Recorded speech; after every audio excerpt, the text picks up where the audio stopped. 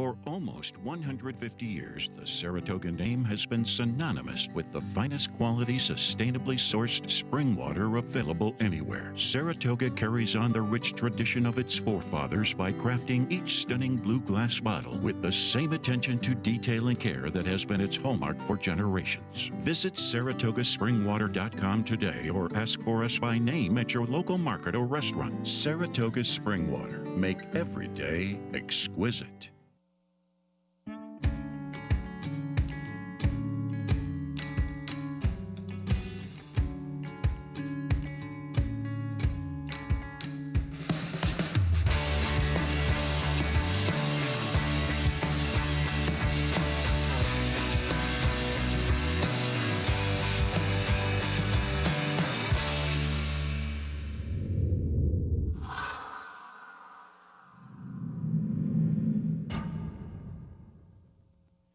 Good morning, everyone, and welcome, as Johnny I just said, to the penultimate Talking Horses of Saratoga 2021. Day 39, and quite a day 39 it is. 12-race card, 119 betting interest, which is just under 10 per race on a card where there are many, many interesting opportunities, and perhaps some nice prices will await us. Travis Stone and I will be going through the card in just a moment. Right after you head over to NYRA Bets. If you're not a member of NYRA Bets, no better time than the present. Go to NYRABets.com, use the promo code SPA200, and sign up and keep the money in the game and play through NYRA Bets, supporting racing in New York.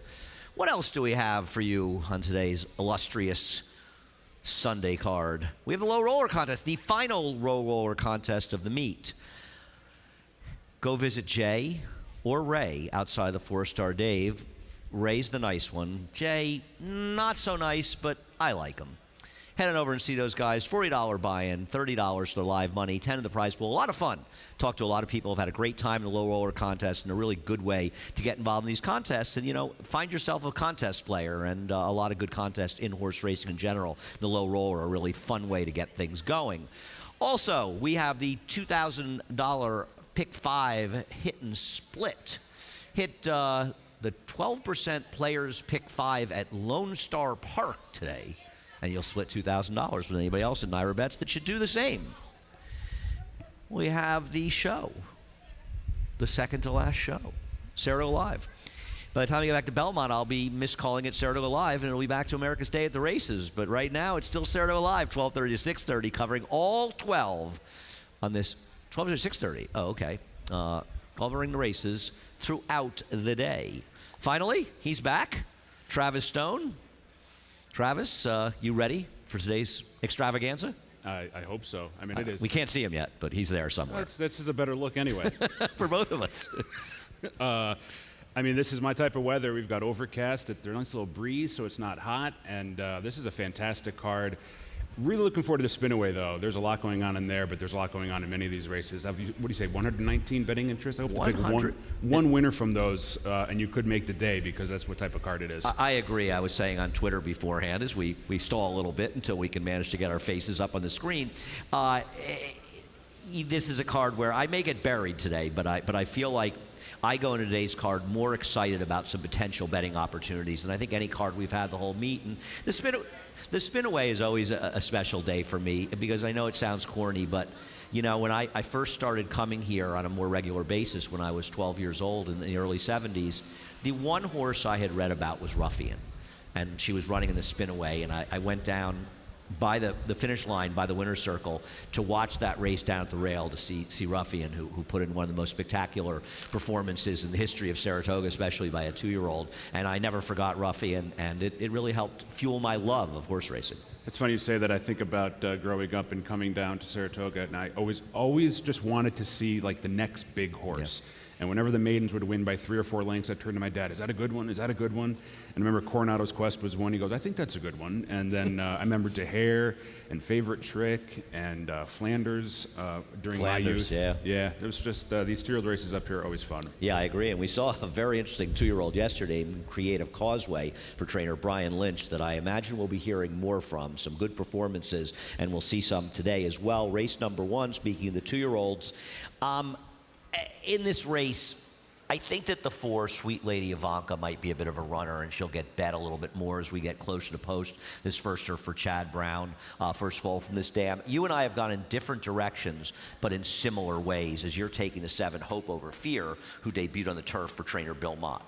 Yeah, this is a hard race because you have to decipher these firsters a little bit, and you've got the weird situation of 2 high-profile barns going turf to dirt in their second career start, despite the fact both of these horses showed a little bit of ability on debut. I went to Hope Over Fear, guessing and stabbing a little bit, admittedly. The workout looks like she's going to be fine on dirt. She carried her speed right to the mid-stretch marker, quit from there. It was a good, solid first effort. I just have to trust Bill Mott, who obviously had a great day yesterday, is making a move he feels confident enough in to do so. A bit of a guess, though, because, who knows how they're going to handle the dirt ultimately. I agree. Bill Mott's Baby Yoda with a 114 buyer yesterday. I believe the highest buyer speed figure that's been given out anywhere in 2021.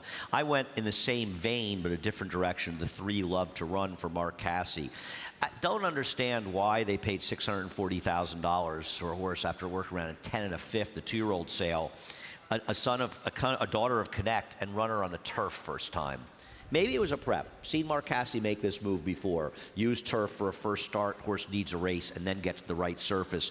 Paid an awful lot of money for this horse just 4+ months ago for the horse to be a total no factor. So I'm going to hope that this horse shows up and starts the day out well. Yeah, that's fair. I thought Magic Circle maybe a little bit of a look. Canthorow's a really good first outsider. Workout reports okay, but nothing crazy in this first. I feel like Woody Stevens had a first-time starter here many, many years ago named Magic Circle, who in a 5-furlong 2-year-old race wheeled at the start from the rail and ended up finishing second. Perhaps one of the other sick people like me with a memory will remember Magic Circle as well. Race number 2. We're on the turf, race number 2. I thought, and it doesn't have to work out this way, that this might be one of the more straightforward races today. Madam McLean is a horse that has run good races, was running against better horses, and I know sometimes a bunch field and turf races can make them look better than they are, but geez, Madam McLean's last race, it's just supposed to beat these horses. Yeah, she's been facing much tougher Risky Mischief, of course, we just saw. Good race at Saratoga, turf sprinting last year, getting up by a Zop with a good number. Felt like she had to find her way back into form in her last race. She ran well enough, was forward enough that I feel like she's back on form and going to second off the freshening. And don't worry about the class drop.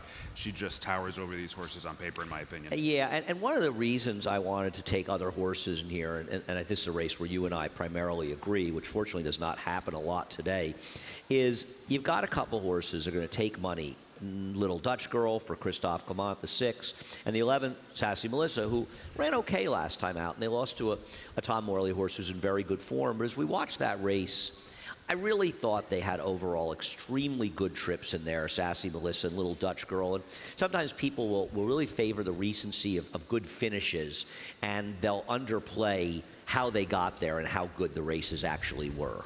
I just think this race came apart for them at the very, the very late stage and allowed them to make up this ground. I mean, if you see it, they're a long way back with a furlong to go. This is a lot of ground to make up in general. But you just see the winners, they start to shorten stride a little bit here, and I think it's going to inflate their running line a little bit. You can even see the runner up there coming up to 3 is a little bit on the wrong lead. I just felt like this was a weak race late. Whenever they're clustered and bunched up together, horses have herding instincts, and I just feel like it's a sign of a weak race. And I felt like the number was big, so they might get a little bit overbet in here, and that's why I went elsewhere. I agree. And, you look at Madam McLean, I know Risky Mischief, winner second, won that race yesterday, a much tougher race. I think there's a couple interesting horses, and I'll let you talk about Lucky Latkes, who you finished second, but for me, it's Corded. I don't like these turnbacks, and Jorge Abreu does not have great numbers with turf turnbacks. He's 3 for 33, 9 cents, but she ran very, very well last time. Apparently, she was a workout horse last time, and she was chasing a pace that completely fell apart and chasing outside against the strong rail on the inner turf, and that strong rail on the inner turf will come up in later discussions today. Second off the freshening, you're right, I don't love cutbacks like this, but she's got a lot of turf races on paper that make her competitive. She maybe lacks a bit of a winning instinct, but there's not a lot of other horses in here, and I felt like she got a look as well. How about Lucky Latkes? I just felt like she's going to appreciate getting back to turf, and she's got some good races on paper on turf with numbers that put her in the mix. Horatio De Paz is a very good trainer, in my opinion, one of the more underrated trainers in the country. I just felt like second off the freshening was a horse I wanted to take a shot with because I was really against those 2 horses that we just watched the replay on. I sort of elevated these 2. And the other thing about if you haven't noticed this meet, how well Horatio DePaz's horses have run and run better in a lot of cases than they might have been expected to run, then you haven't really been paying attention. And this is a turf horse and ran actually credibly on the dirt first time for Horacio and now goes back to the right surface, so maybe there's an improvement going forward. Race number 3, there is a heavy favorite in race number 3, but I want to watch the stretch run of Coalition Building and Synonymous, because Synonymous is my top pick here, while absolutely acknowledging that Coalition Building for Chad Brown and Klarovich Stables, who both basically have the trainer and owner titles wrapped up at this point.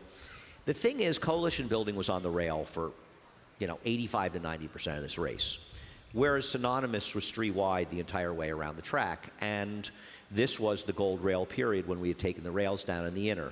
And I have to be committed to betting horses at prices that were subject to outside trips. And if you go back to the prior turf route for Synonymous with the prior trainer, this horse ran a 67 buyer behind a slow-paced race where the horse had no chance to make a run.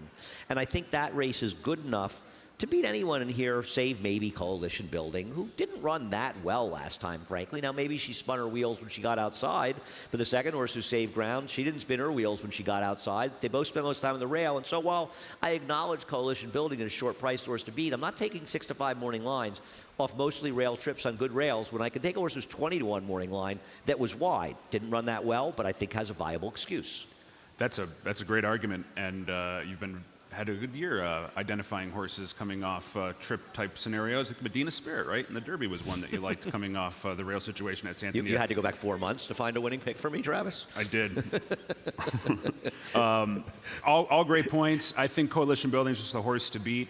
I get it. She's sort of piled up some runner-up finishes now, and that makes me a little bit less likely to be, I'm not enthused to bet her at something to 5. I had a hard time finding somebody else. I respect this opinion on Synonymous, so that's a great take. And look at, you do well. I'll take that. Yeah, I just thought it was a little bit interesting. You've got the Gargan horse, Blue Time, second. They obviously tried to run on the turf first time out, and now gets the turf for the second start, stretching out. Yeah, got bet a little bit in there, so felt like maybe there was some intent, or at least maybe a little bit of a story on her. Maybe it wasn't the craziest race in the world, only the 9-horse field off the turf. She was a little bit wide in there. Just felt like this was the move they wanted to make, it her back onto the turf, drawn inside, cozy inside draw. I like the inside trips on the inner turf here. Just a horse to take a shot with underneath. Yeah, I think the point you're making is that you probably want to look towards strangers if you're looking, because most of the ones with turf form aren't that good. And I guess Balinese is a horse I probably should have put 3rd or 4th. I feel like I sort of, sometimes you have these big races and you glance over a horse. This horse I have to two turf winners, including Uncle Benny, who's a very nice turf sprinter, albeit trained by Jason Service. But the dam was a turf winner. The second dam was Starrer. Star was a very, very good dirt horse, and I mostly remember Star, and New York fans may remember her well. I believe she was 1 to 2 or 3 to 5 in the Coaching Club American Oaks at 1.5 miles at Belmont with Chris McCarron, and she threw Chris McCarron at the start of that race. I can still remember being at Belmont, actually, and watching that from the boxes. But Star was a very, very good runner from California. Race number 4. Race number 4 is the only race today where there's a pivotal scratch, right? Yeah. Spin a Yarn seemed like very, very much the one to beat as the speed in the air coming off a bit of a layoff. She's not going to play. It changes the complexion of the race and takes some speed out.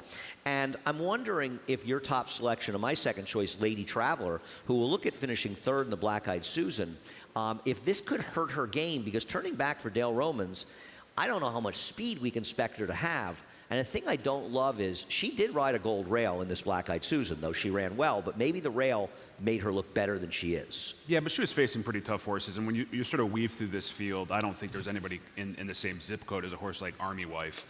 And while the rail was okay, the pace was also fast, so maybe you sort of cancel those things out a little bit. She was running hard on the front end. It feels like this most recent workout that Dale put into her has her cranked up to be sharp early. And I'll tell you, I mean, I don't trust her, and I was weaving through this field, and I just couldn't find the alternative. I was even going to try and beat Spinny Yarn, thinking that maybe somebody was going to show some speed, like Jade's Jelly, whatever, how you say that name. Or Song River.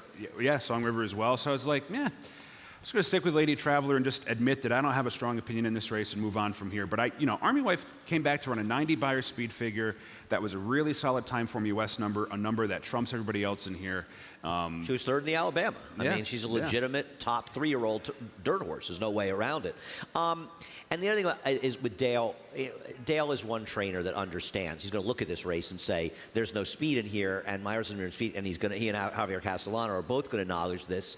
And I think they'll do what they can to be closer. And here, I have to pick Glass Ceiling, and I do that saying that Glass Ceiling has lost a number of races at times in races she should have won.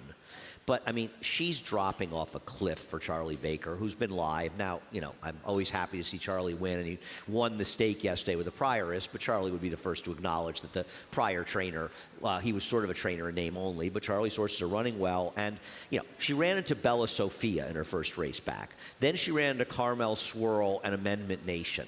I mean, when you look at the two fields she's run against, they're graded stakes quality horses that she was running against, and she is dropping precipitously in here. So I'm going to take her, but the 3 and 5 for me. But with Finis Yarn scratched, it takes any potential value perhaps out of the race if both, like you and I, we were trying to beat Spinny Yarn. Yep. Yeah, Glass Ceiling also is a bit of a slow pace last time out. She was off it as well. She's been a little bit compromised, not only from competition standpoint, but pace as well. I almost put her on top, but I got a little bit wary of the sort of the seconditis type look she has. Oh, no doubt. She's a horse that has been in a number of fields where you said, well, Glass Ceiling's got to get it done today, and she's failed to get it done. She is tough to be totally reliant on. The fifth race, I do like the favorite, Milestone Payment. In another Chad Brown drop down late in the meet. This horse's last turf race was an absolute and total debacle. And we're going to show you the first half mile of the June 26th, 10th race. And I'm not blaming Irad Ortiz. Maybe Chad Brown wanted to rate this horse as well as she breaks from the rail because she hadn't run well when she showed speed the first time. The only problem is that while the atrocity that we're about to witness starts taking place, and she could have had the lead by whatever she wanted, a long shot was wiring the field. So not only was she badly compromised by the trip that she had, she was badly compromised by the race dynamics of the race. And frankly, if they had gone forward, there's a real chance it would have been a very different result. As it turned out, yes, she's going to end up almost last in a very short period of time. Manny's just supposed to go. She is who she is. She probably found the right field. Why did he run her on dirt at Monmouth last time? That was curious to me. There's a lot of turf sprints up here in New York and at Saratoga, so I was curious why he went down to Monmouth with her. My only issue is she hasn't really passed horses yet. She ran fine on debut, showed speed to mid-stretch, then sort of really quit from there. I don't hold that against her. She obviously had that trip two back. Most recently in Monmouth, though, again, she sort of found herself on the front end and still quit. I'm just a little skeptical that she really wants to finish her races or that she's going to offer the right value, in my opinion, of what I think her ability is. For what it's worth, and I'm not suggesting she's a pretty good dirt horse, she was on a dead rail at Monmouth in her last start. Okay. So I think she has a viable excuse in that race. Listen, I don't want to sit here and sing the praises of 7 to 5 Morning Lines, and she's also got an entry mate that's a half to Daddy is a Legend. If you think, oh, the Klarovich runners with Jorge Abreu are not good horses, well, that's just not true because we've seen them win races. Price Talk comes to mind and won a bunch of races.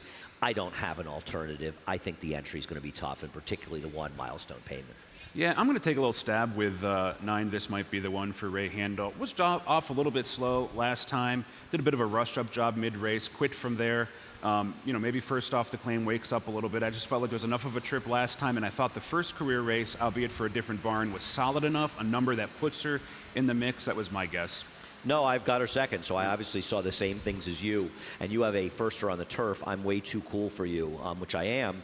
Trying the turf the first time. You found some turf pedigree in this horse? Not turf, damn one on synthetic, though, and she's quick early. She's got some good pace figures. That was a fast pace last time. Decent numbers for this trainer with this type of move. I just thought she was kind of an interesting contender in a race that I didn't really have a strong opinion. I have a feeling that the turf synthetic conversation may get louder with what's taking place at Gulfstream Park over the next 6 to 8 months. And, I had a little exchange with Craig Milkowski on the Pace Advantage board this morning, where we both feel as though there is a false notion that turf horses are synthetic horses. And I think it'll be interesting to see that debate go forward. And like so many debates in racing, people make these statements and they become accepted as facts without data necessarily backing it up. And I know, Travis, that you're a data guy. Yeah, there's definitely an alignment of synthetic and turf. It might not be as strong as people tend to, throw the blanket over and just assume that to be the case. But there's definitely a pattern where synthetic and turf horses have very similar abilities. As certainly different than dirt. Dirt is an entirely different surface relative to those two. I'd group them together, even though they're not the same. All right. Yeah. Well, we'll see. I look forward to that conversation going forward. And I think all these conversations are always interesting ones to have. As we split the card in race number 6, we come upon the Clever Fellow issue, and a horse that both of us have picked second because he's Clever Fellow. And he's clever enough to know he likes to run second and stay in that condition. Well, he finally found a field we'll look at here that he couldn't help but win. And I watched this race with Chad Brown, and he said to me, sometimes I think Clever Fellow could run second in a stake, and he could run second in a maiden claiming race. He couldn't help but win this race. He may win today, but you and I agree with you in the notion that sometimes the light bulb goes off when they win. I'm reserving judgment that Clever Fellow may or may not be one of those horses. What a perfect trip this was. Just completely the race. I don't want to say fell into his lap, but it basically did. Snuck up the rail, angled out, easy win. The one thing about Chad Brown in this spot, coming off maiden wins, coming right back in maiden claiming races, which I found this stat interesting. He's 9 for 16, 56% with a 362 ROI. And it was there's such big numbers. It's like, why would that be? And it's because he'll come off these maiden claiming wins and just put them in the races where they belong. Whereas I bet a lot of barns go off maiden wins in maiden claiming events and will try allowance because, we just won our maiden. Maybe we have a good horse now. He places horses where they belong. So I won't be surprised if he wins. He always fires, but he's got a little bit of seconditis. Well, one of the reasons I think he's a tough trainer to claim from is just that reason. So you see the drop down, you say, oh, this is dropping. It's dropping because they're running where they belong and where they can win, and that's what successful trainers do. He's certainly not the only one. You run your horse where you win.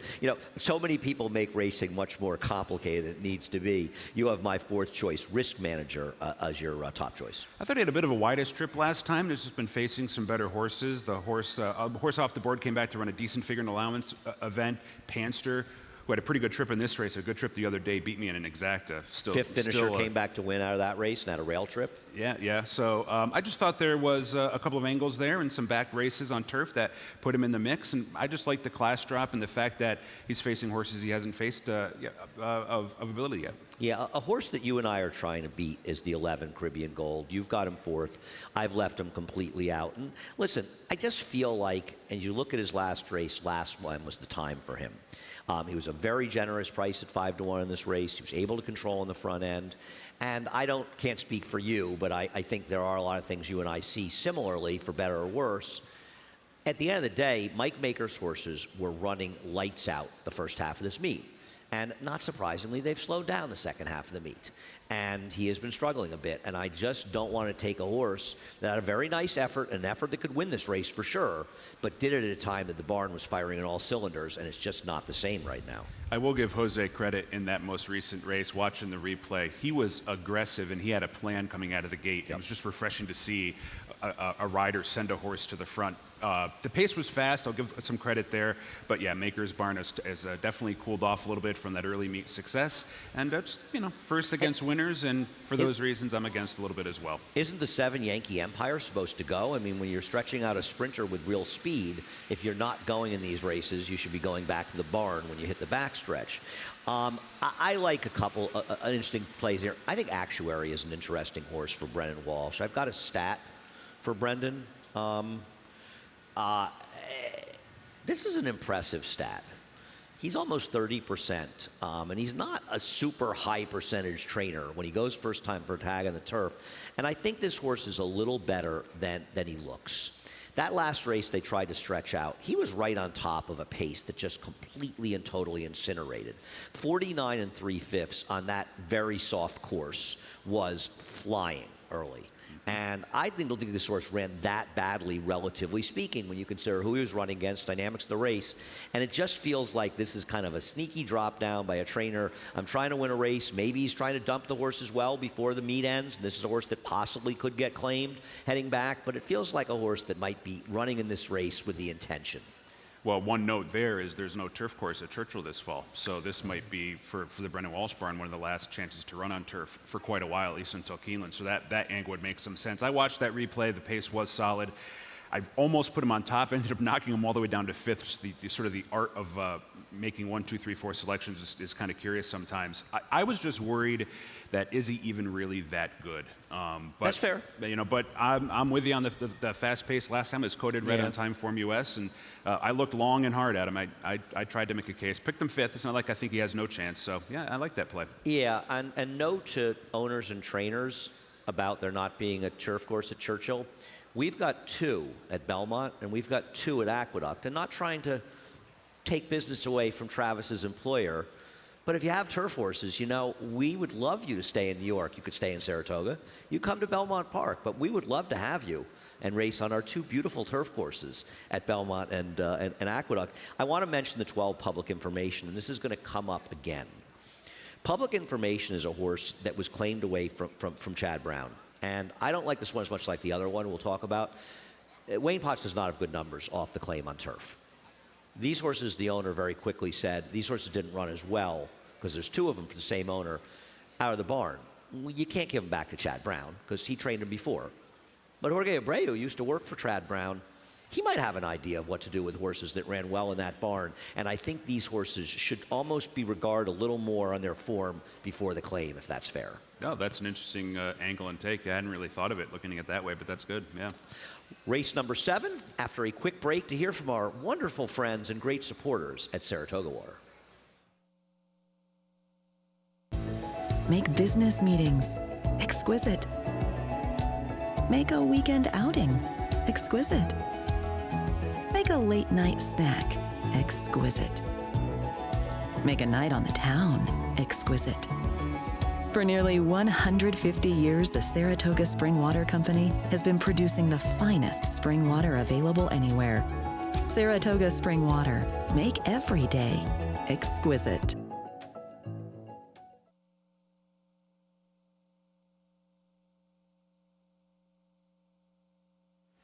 Welcome back to Talking Horses. Travis Stone and Andy Serling going through this tremendous 12-race card. We've got 12 tomorrow, too. Also the first post at 12:35.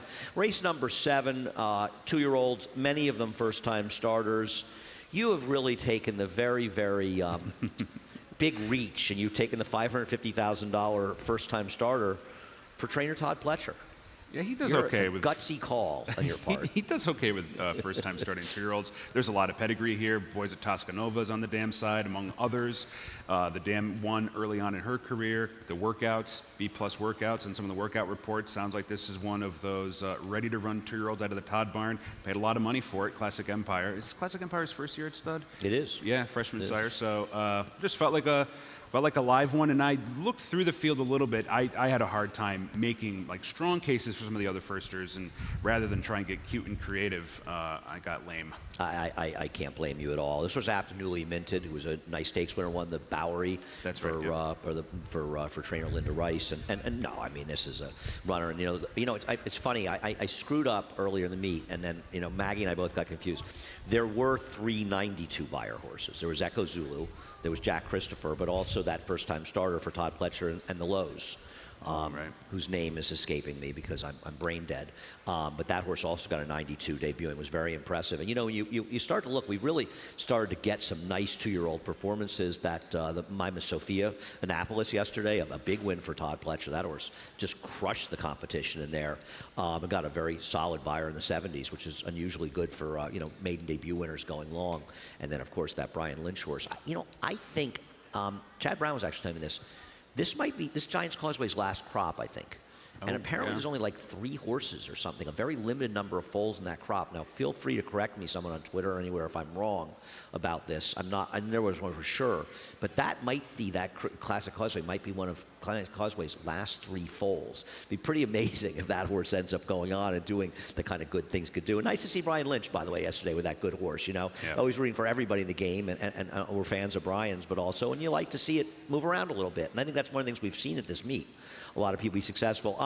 you know, sometimes when I struggle in these races, I go to a guy who's had a pretty good opinion on watching workouts, and it's David Aragona.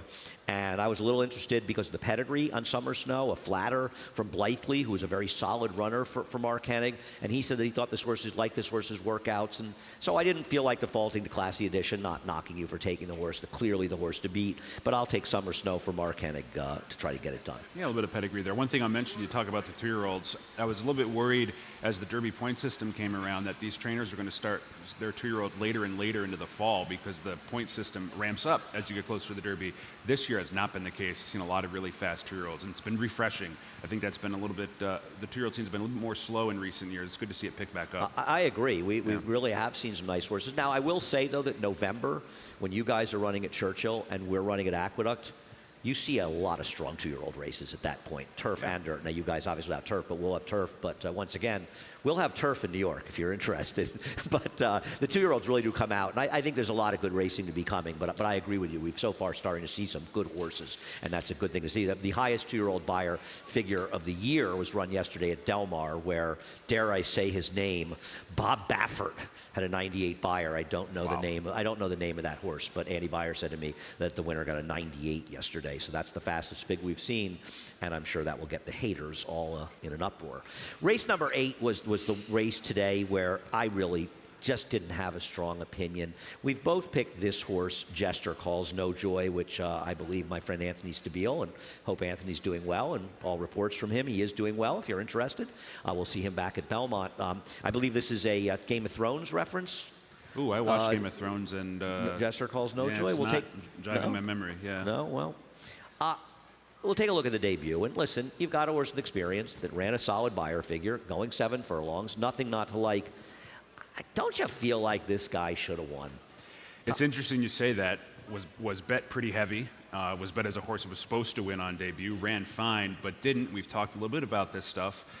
When they run so well on debut, and they're supposed to, they sometimes don't follow it up with a similar effort in their second career start. And I mean, I dug pretty deep into Formulator to get there, but with 2-year-olds that were in the money, now making their second career start in maidens, Todd's 31%, which is solid, but the ROI is putrid at $1.37. It just feels like these are the types that get bet and bet heavy, and for that reason, I'm going to take a bit of a stand against. She was supposed to win last time, no doubt. Yeah, that's the way I felt. I had sort of two alternatives. I don't know anything about Solasta. I have no idea why this horse was bet against Echo Zulu, but she was 2-1 against Echo Zulu, who's the fastest 2-year-old filly buyer we've seen at the meet. She didn't run at all, but you and I ended up guessing and hoping there was a reason they bet her, I guess. Yeah, she's got pedigree. I think she'll have to be a mischief if that's correct. And then Jeremiah Engelhart has great numbers with second-time starting 2-year-olds with a positive ROI there, and it just felt like the fact that she was bet, she wasn't bet blindly. There had to have been a story or some sort of indication, right? And so she didn't run awful. She showed a little bit of speed, was wide on the turn, quit from there. That's fine. I'm willing to forgive it and see if she can move forward second out. All right, what about the 4 Texian? Did run against Echo Zulu, was wide in that race. I'm a little worried, though, she didn't take any money, and that's why I didn't make her my top choice. Yeah, I paid the price trying to chase the Shug McGahee second-time starter yesterday with that bad, clever idea. She worked, the turf horse, she got very washy. Maggie commented about it in the show, and you could see it on TV. Going to the gate, she got crazy hot. So I wonder if that's a horse that if you maybe want to give another chance. That was the Shug horse, the 7 horse in the Annapolis race yesterday. And that's a horse I'm very curious when that horse runs back, probably in New York, what Maggie has to say in the paddock or Acacia, whoever's doing that race, because that horse got hot before the race. Oh, do they give refunds for bets on washy horses? No, smart people cancel their bets, but there was one of them on this show. Lily Bear, you have third, is a horse I'm sort of remiss in leaving out for my friend Phil Gleaves. Listen, she ran a big figure, and Outfox came back and won a small stake out of town, improved her figure, the third finisher. And this is a horse. I mean, if she wins this race, that moves up Echo Zulu a little bit. Not that she needs any help. She got a little bit of money. I mean, 14-1 for this barn and in a debut race with some good runners in there, I thought was an indication that they thought she had some ability. She ran just fine. And it's the type of second-time starter I want to play next time out. Showed some ability, didn't either run super hard early and sort of disappoint, just indicated that there's something there, and with improvement moves forward and becomes part of the mix today. I agree. She's absolutely a player in this race. Race number 9, our 12-race card. We'll get back to the discussion right away I just had about the Chad Brown horses claimed by owner Robert Fotos. They're going now to Jorge Abreu. And looking at this horse's maiden win, and we'll take a look back in July 1st, this was one where it wasn't hard to say after the race, you know, maybe they dropped this one down a little fast. Now listen, Chad Brown's record with dropping down, especially these Klarovich runners into maiden claiming races, they haven't all gone on and done so well going forward. So it turned out they've always been the right move no matter how it looked. But this is a horse that at Churchill was never able to get in the race and just sort of in that bad position, spinning his wheels or her wheels on the inside. And it wasn't a killer field, but she just crushed these horses. And then off the claim with a trainer that hasn't done well in a race, dominated on the front end after some early trouble with a horse that inexplicably came back and beat an allowance field in her next start. I mean, I cannot avoid this horse, and I think this is a very interesting trainer change on the 5 evidence base. Because I'll tell you something else, Travis. I picked your top choice second. After I picked this horse, I went, where am I going now? That's fair. Yeah, evidence-based. The problem I had with her is the most recent race was a race that came apart a little bit. I mean, although the winner went wire to wire, but behind her did come apart a little bit. She really did virtually no running. And it's hard for me to totally back a horse that did no running like that, even though she has a history of doing no running and then coming right back to win. And the race at Churchill, Demodog wired that field too. So she was pace compromised or sort of race flow compromised in that as well. I mean, I put her in the mix. I respect Jorge Bray, who's, I mean, every time I pull trainer stats on him, they're just great. Yep. He's just such a solid trainer and obviously a very good spotter of horses, comes from a good lineage of former bosses. So yeah, certainly in the mix, and wouldn't be surprised. I had some creative ideas elsewhere. I thought this pace was going to get fast, and I wanted to try the closer from the inside, who was on a very slow pace at Arlington last time out. I find this interesting that Arlington is running for another month. But this feels like a similar scenario as Brett Brinkman yesterday, where it almost feels like Command Point's on loan to George Weaver. Team Block is still ownership group on this horse, among others.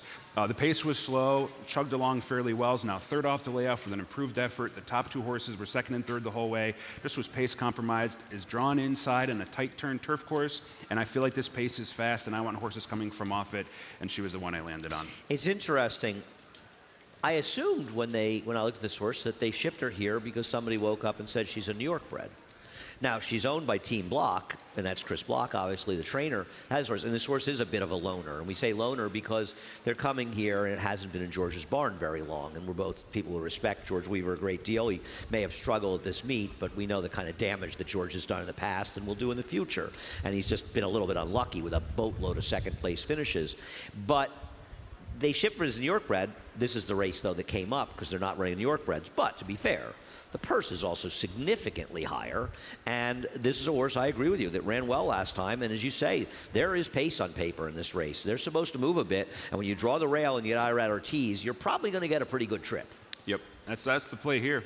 It hasn't worked out a couple of times. I've played these inside closer types going to Ma. You have to get in position on the, but by maybe even before the turn, you see the riders try and sneak up a little bit, because when you turn for home, it's on. And if you get spun out wide, you lose ground. It's hard to make up, even though the stretch is long. It's hard to make up that ground. So hopefully it's just not languishing at the back of the pack. It is able to put a little bit of a move in to get into contention before the far turn. Yeah, we'll see what happens. Baseline Drive's another, the 2 who I have third and you have second, who can take advantage of the pace. This is a private purchase. The problem, now she's improved recently. She finally won with Chad Brown, and then she ran well for Jose D'Angelo. A trainer does a really good job, kind of a guy. He's got an enormous Twitter following, right? See, this horse is a bit of a plotter, but maybe she's getting a little better. Yeah, I put her second, probably a horse that I'm probably going to want to key underneath in tries and superfectas, probably because she's going to have a hard time getting there. The race 2 back was a slow pace, though. She wasn't super far off it, but it was a hard race to make up some ground, and the winner of the last is okay as well. I thought there was a little bit of company line play there. Really a pace play for me. All right, race number 10. Race number 10 is an interesting race, and one of the reasons it's interesting to me is it has 2 horses that had gigantic wins that were somewhat inexplicable at the meet and followed up for various whatever reasons with poor performances. And we'll start with You're to Blame.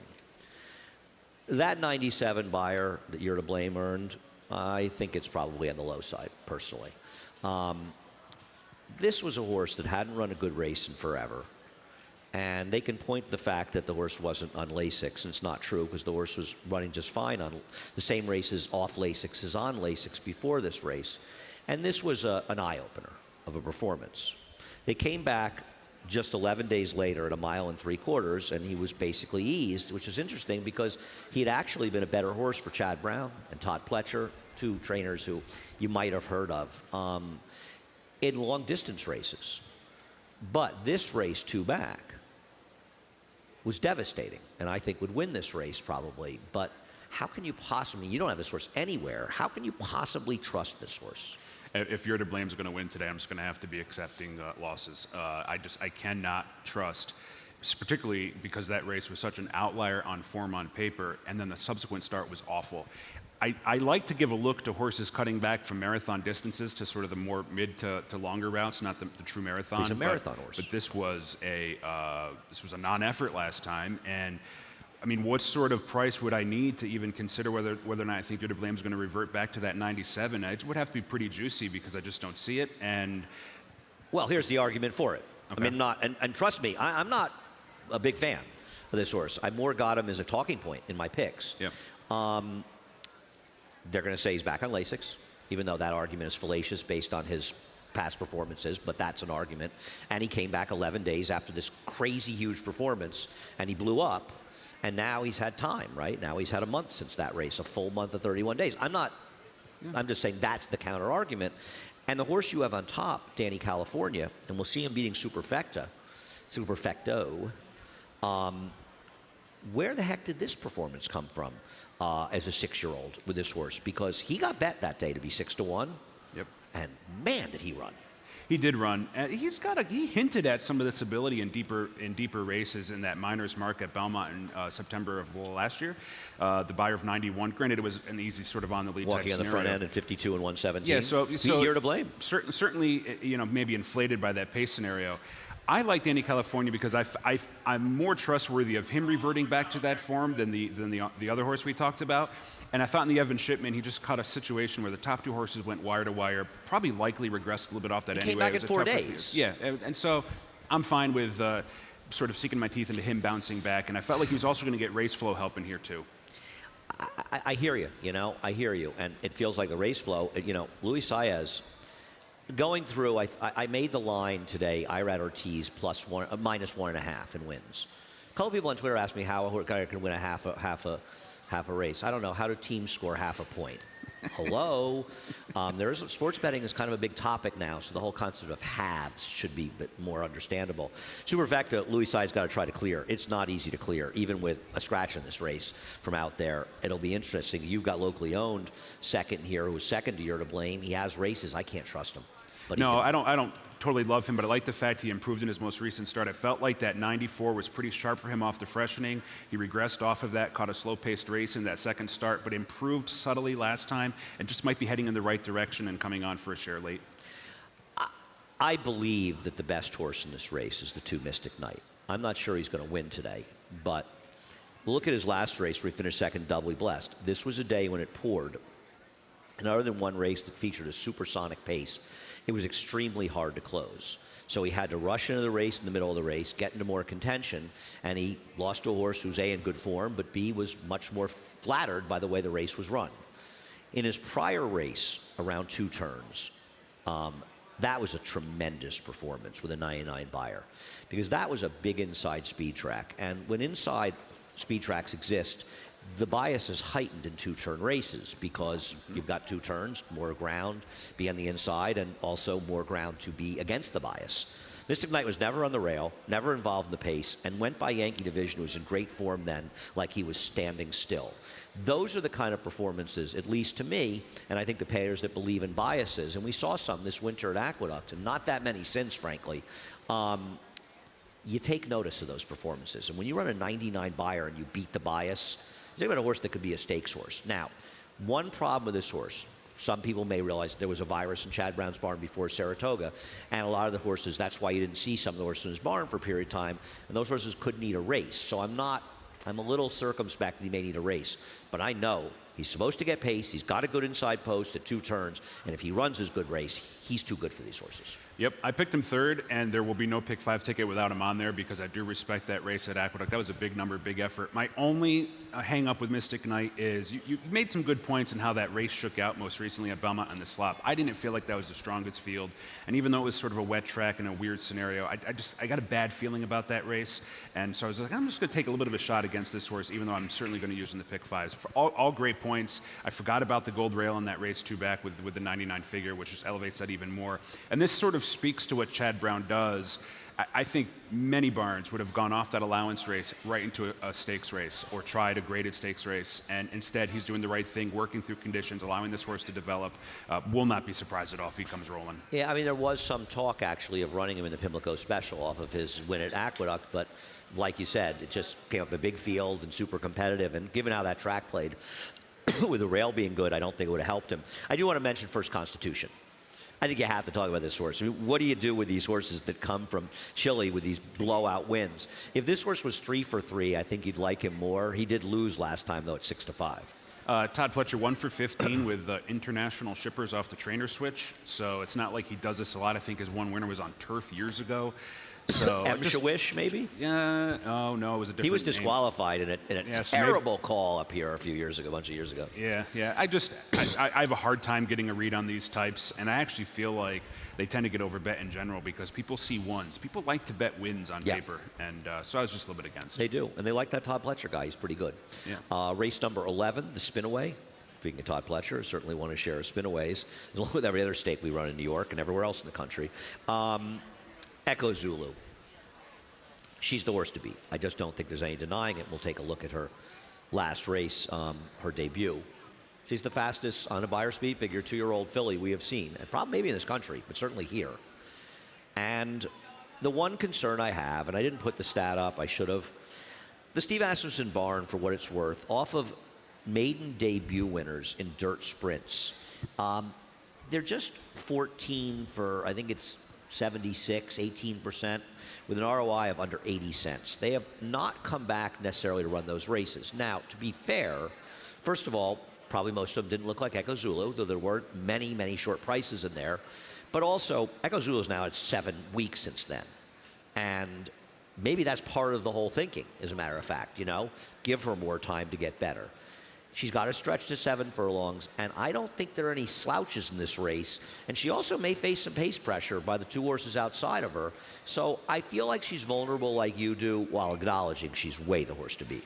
Yeah, no, I'll sort of double down on the Asmussen stat as well. In second career starts in graded stakes, 91 cent ROI, just not great numbers. So it feels like, and you're right, it's probably not totally fair to pigeonhole with that stat when they're not all Echo Zulu, like you said. The stats are what they are. The trainers make the stats. If a trainer has great stats, we don't get credit for it. If they have mediocre stats, we don't deserve the blame, regardless of what they may think at a given time. It is what it is, and we're just trying to pass along information. Absolutely. Third place horse came back to win with a decent figure, 78. So there was some ability behind her in that debut. My thought was, and I think you've sort of said it, is there's a lot of pace in here, and I don't think she's going to get an easy lead, and then she's going to have to also take that pace pressure and go another furlong and a half. She's way the horse to beat, and if she wins by 5, nobody will be surprised, but I thought there was just enough going around this field to take a shot against her. I agree with you. Now, you've taken the horse that has the second best time form US rating coming in from Ellis Park to Robbie on the rail. She doesn't necessarily need to lead to win, as she did in her debut, but she does have to work out a trip from the inside. I'm fine with that, though, because the play on her is to come from off the pace, which she did in that debut. So even if she gets out a little bit slowly, provided it doesn't cost her a disastrous amount of lengths, I like her coming from off the pace. And you're right on the time form US, second fastest figure.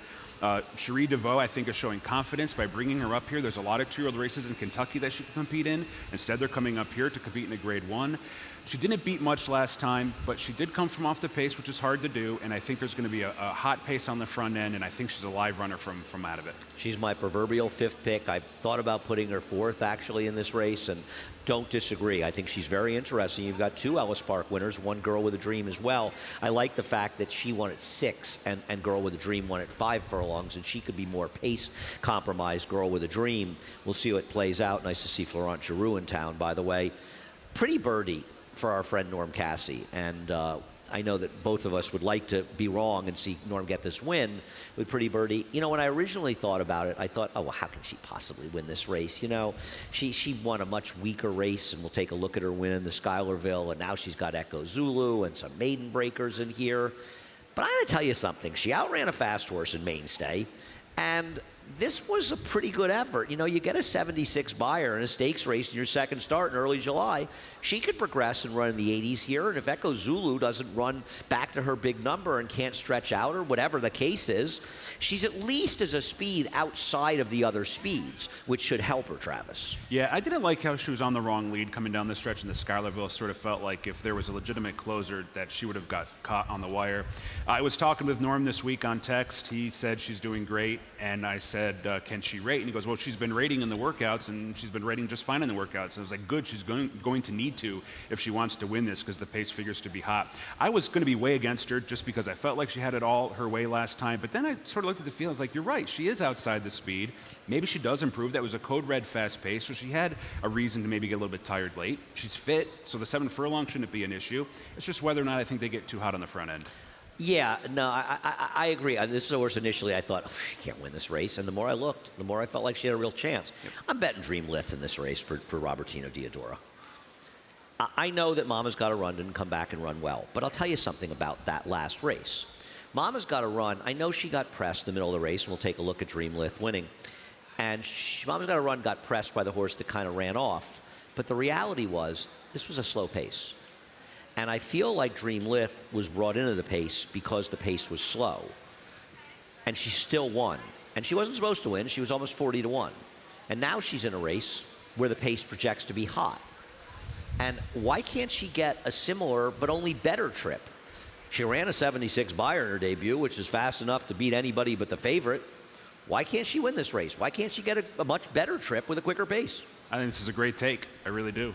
It all makes sense. That pace was code blue on time form, so you're right. Maybe she got pulled into the race a little bit. She's passed horses. A lot of these haven't. That's worth something too. 36-1 last time. You're going to get a big price again today. I respect that opinion. I like that, and she's now in my pick 5. That's a good take. I'm going to throw in Sequist in my tries. Yep. You got to like the way she ran in the stretch, that Caloria race. I don't know who the heck she was beating, but she got a 69 buyer. She didn't get a 49 buyer, you know? And if you think this race gets hot, I think you have to at least acknowledge the closers like you have and I have and figure out, are there horses that maybe aren't quite fast enough? But at the end of the day, it comes down to Echo Zulu. She runs back to close to that figure.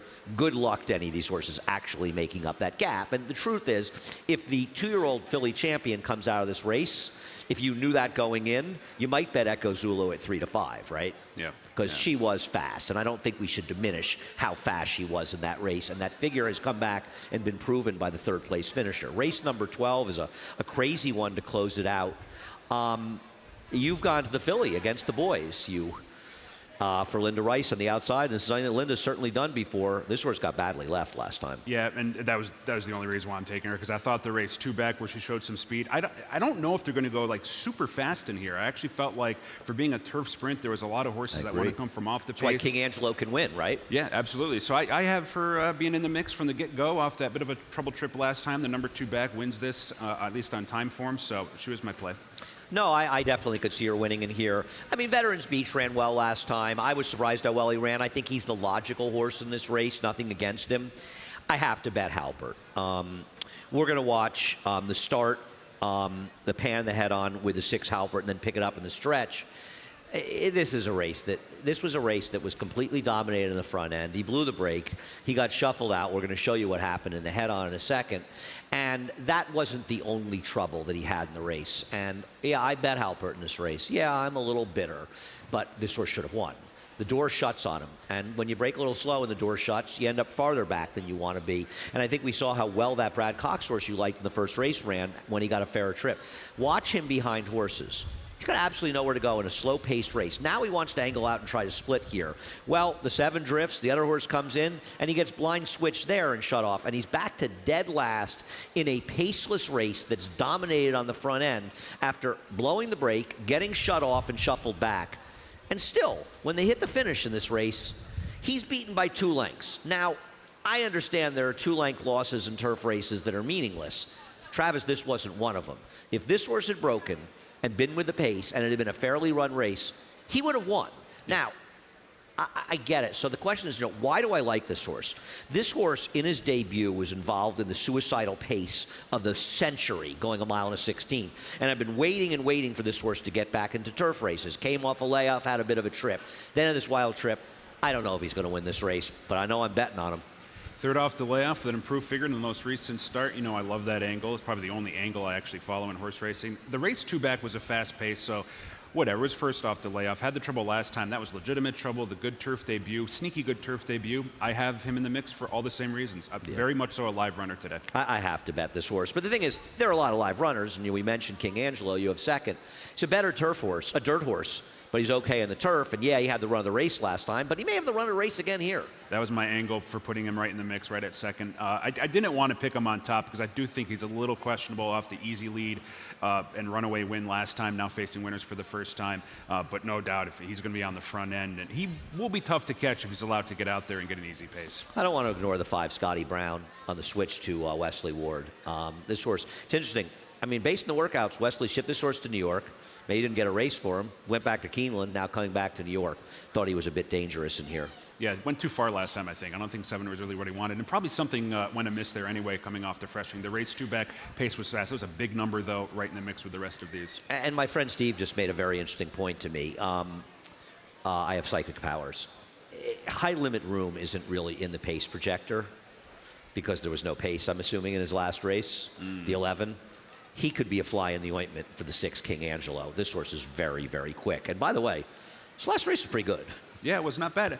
Yeah. Interesting that there's no fractions posted. I'm assuming Craig Milkowski timed the race himself because he made some pace figures. At least was able to ascertain that the first fraction, anyway, the first call was code blue. So, maybe Craig's doing his extra homework there to get us some insight into that. Maybe? Yeah. Craig Milkowski? Yeah, certainly He is the official timer of horse racing in America. Horse racing has a debt of gratitude to Craig Milkowski and his tireless work in trying to make sure races are timed quickly. And we all thank you, Craig. Travis, been a pleasure. Yes, sir. We'll do it again tomorrow for the final card. It's going to be a great card. As you can see, a lot of stuff going on in today's card. 119 betting interests over 12 races. That's just one horse shy of 10 per race. These are the kind of cards that horse players dream of, and we're looking forward to it. And you are going to play it on NYRA Head over to NYRABets.com. If you're not a member, use the promo code SPA200, and we will match the $200 of your initial deposit. Also, the low roller, the last low roller contest. You owe it to yourself to head on over and talk to the very kind Ray and ignore the not so nice Jay over the low roller contest. I'm kidding. Jay is a close friend, and he actually, despite how he appears, is a very, very nice guy. $40 buy-in, $30 live money, $10 prize pool. Head over to the 4-Star Dave, play in the low roller contest. A lot of fun and a great way to get involved and maybe get your feet wet a little bit in contests. Play $2,000 Pick 5 hit and split at Lone Star later today. I think you got to opt in to do that, but that's through the NYRA Bets. Head over if you're going to look at Lone Star. And finally, I guess from 12:30 to 6:30 today, FS2, the penultimate Saratoga card. Travis, once again, thank you so much for your help. The voice of New York racing, the one and only, the man, John Imbrial, up next with a reprise of the scratches and changes.